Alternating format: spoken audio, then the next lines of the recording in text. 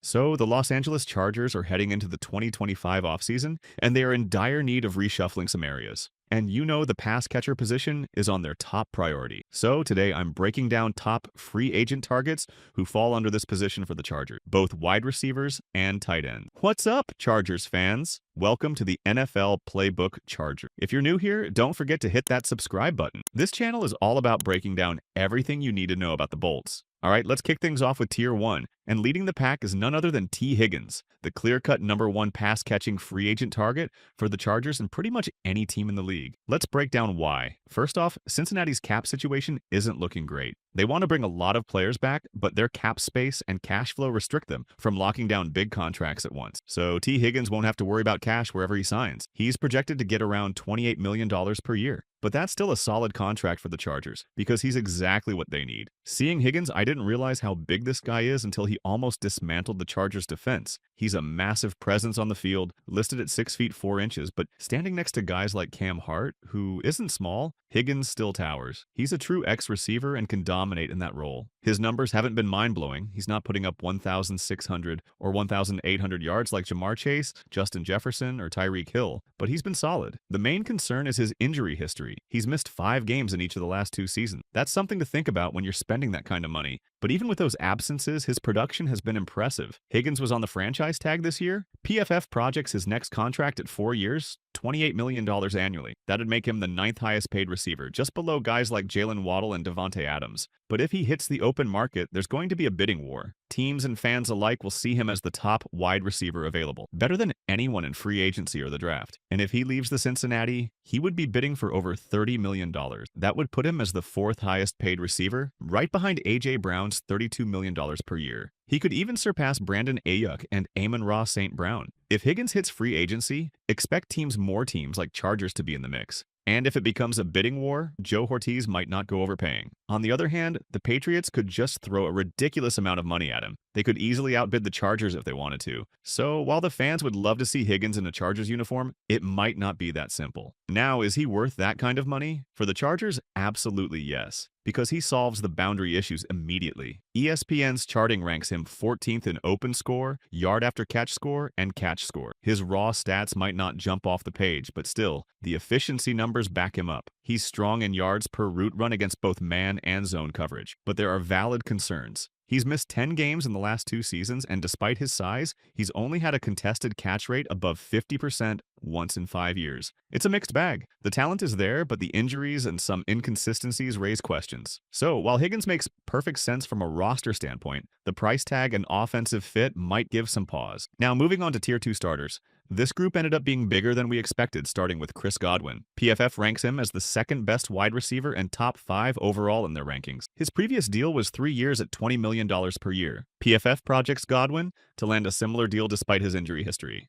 While $20 million is still a hefty price, it's not what it used to be. When the Chargers signed Mike Williams for $20 million a year, it made him the 6th highest paid receiver. We could see something similar with Godwin. The big concern is his injury history. He's had multiple season-ending injuries, which is risky when you're investing significant money and guarantees. However, when healthy, Godwin has been highly productive. Statistically, Godwin excels in several areas. Next Gen Stats ranks him 7th in the league for yards after catch above expectation, highlighting his ability to create explosive plays. He consistently makes tough catches and fits the archetype the Chargers might be looking for, a reliable physical wide receiver who can block and contribute in various ways. Godwin has caught over 54% of his contested targets every year of his career and ranks 2nd in catch score according to ESPN. He rarely drops passes and brings veteran leadership to any team he joins. While his best work has been in the slot, he's shown versatility, playing 60% of his snaps out wide in 2023 while still racking up 1,100 yards. For the Chargers, the question is whether to use him primarily outside or in the slot, considering their current roster construction. His versatility is a big plus, and he could be the kind of player Jim Harbaugh values. The price tag for Godwin seems reasonable compared to the $30 million per year projected for T Higgins. His connection to the Chargers' style, strong numbers, and versatility make him an attractive option. He might even make more sense than Higgins in some respects, given the cost and flexibility he brings. Another intriguing option in this tier is Amari Cooper. He previously signed a 5-year, $100 million deal with Dallas. There's a direct connection here with Sanjay Lal, the Chargers wide receiver coach, who worked with Cooper for about a year and 14 weeks when Cooper was traded from the Raiders to Dallas. Lyle spoke highly of Cooper's work ethic and his overall experience with him, so he'd know how to utilize him effectively. Except T Higgins, Cooper is probably the best true X receiver option on the market in terms of potential. The biggest question, though, is what version of Amari Cooper Chargers are getting in 2024. He spent the first half of last season seemingly disinterested while playing with Deshaun Watson, and it's hard to blame him for that. Then, when the Buffalo Bills traded for him, they barely used him.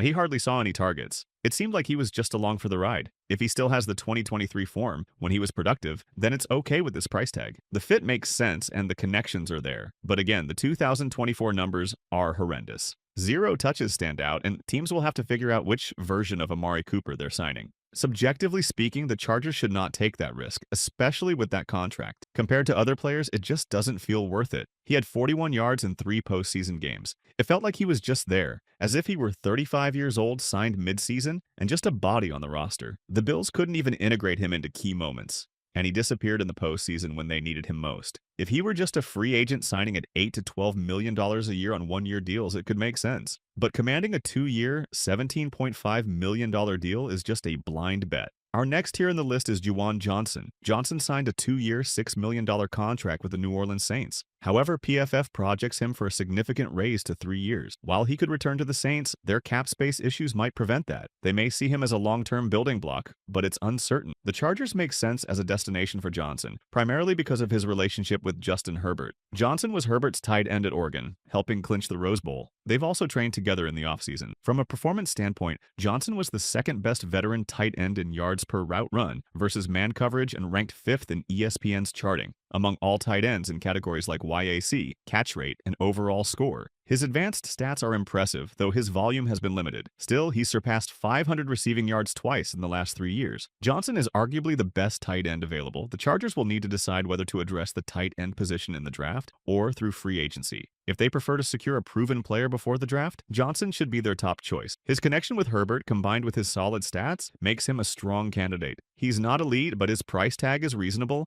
and signing him would address a key need without breaking the bank. And now the last one is Mike Gesicki, another former Penn State tight end with ties to Jeff Carpenter. I didn't realize this, but Gesicki averaged a solid number of yards per route run against man coverage this past season with the Cincinnati Bengals. It's been a bit of a resurgence for him since his time in New England, where he wasn't nearly as productive as a tight end. Unlike Chris Godwin, Gesicki's numbers and reputation actually hold up. This guy had only 73 blocking snaps the entire season. To put that in perspective, a lot of wide receivers on his team had more blocking snaps than him. He ranked 9th in blocking snaps on his own team. Essentially, he's purely a pass catcher and route runner. Now, does that fit with the Chargers? I think they could make it work, but the fit is definitely a bit clunky. Signing Gesicki would take tight end off the draft board, and it's great removing that need. It allows the team to focus on drafting the best player available without forcing a pick based on need. Now, it's all up to the front office to make the right moves and give Justin Herbert the weapons he needs to shine. But one thing's for sure, Chargers fans, it's going to be an exciting ride. So, what do you think, guys? Who makes more sense to the Chargers? There are options, but who fits in with the Chargers system is more important. Let's kick off the discussion in the comment section.